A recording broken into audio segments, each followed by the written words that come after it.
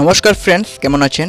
আজকের এই ভিডিওটিতে আমি কথা বলতে যাচ্ছি লিলি প্ল্যান্টসের রিপোর্টিং এবং অনেক ফুল পেতে কিভাবে যত্ন নিতে হয় এই বিষয়ে আজকের এই ভিডিওটিতে সম্পূর্ণভাবে আলোচনা করব।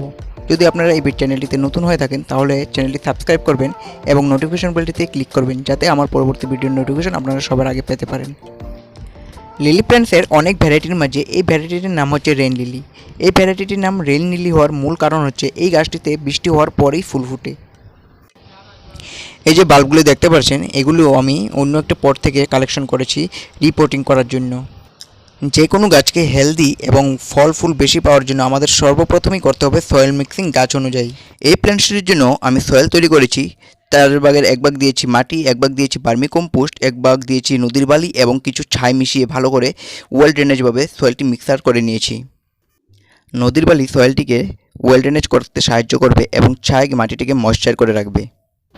আপনি যদি আপনার গাছটিকে পটে লাগানোর জন্য সিদ্ধান্ত নিয়েছেন তাহলে পটটি নিচের দিকে অবশ্যই ছিদ্র করে নেবেন যাতে ওভার ওয়াটারিং করলে জলটা অনায়াসে সরে যেতে পারে। অন্যান্য গাছের তুলনায় রেইন লিলির যত্ন খুবই কম।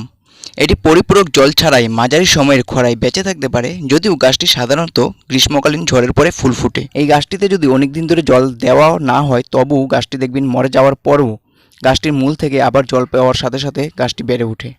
তাই বলি লো মেনটেন্যান্সে রেইন লিলিকে অতি সহজেই বাঁচিয়ে রাখা সম্ভব। রেইন লিলি গাছটিতে কীভাবে অনেক বেশি ফুল পেতে পারি আসুন জেনে নিই। সর্বপ্রথম রেইন লিলি সূর্যের আলো খুব ভালোবাসে বা গাছটির জন্য সূর্যের আলো খুব প্রয়োজনীয়। তাই গাছটিকে এমন জায়গায় লাগাতে হবে বা আপনি যদি গাছটি পটে লাগিয়ে থাকেন পটটি এমন জায়গায় রাখবেন যেইখানে সূর্যের আলো অন্তত 5-6 ঘন্টা পায়। ছায়া জায়গায় গাছের গ্রোথ ভালো হলেও গাছটিতে ফুল কম ফুটে। আমি গাছটিতে বেশি ফুল পাওয়ার জন্য গাছটিতে ফার্টিলাইজার হিসেবে শস্যর খোল ব্যবহার করেছি। শস্যর খোল গাছটির নিউট্রিশন সাপ্লিমেন্ট হিসেবে কাজ করে। গাছের জন্য অত্যন্ত প্রয়োজনীয় নাইট্রোজেন, ফসফরাস এবং পটাশিয়াম শস্যর খোলে পাওয়া যায়। শস্যর খোল ব্যবহার করার জন্য খোলটিকে 3-4 দিন ভিজিয়ে রাখতে হবে। তারপর খোল পচা জলটিকে ফ্রেশ ওয়াটারের সাথে মিশিয়ে ব্যবহার করতে পারেন। আপনার কাছে যদি খোল না থাকে তাহলে কেমিক্যাল ফার্টিলাইজার হিসেবে NPK 19-19-19 বা 20-20-20 মাত্রায় 15 দিন পর পর ব্যবহার করতে পারেন ভালো রেজাল্ট পাওয়ার জন্য।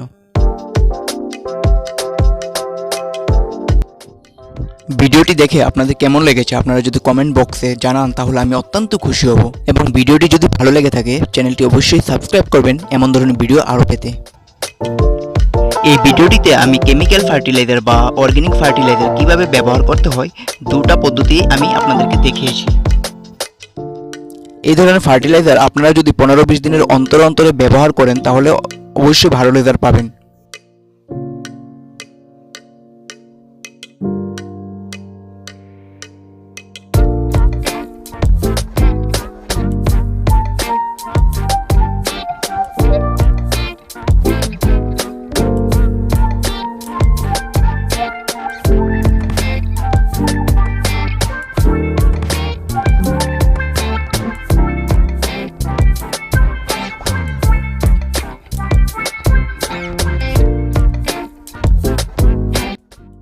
ভিডিওটি সম্পূর্ণ দেখার জন্য আপনাদের সবাইকে জানাই অসংখ্য ধন্যবাদ।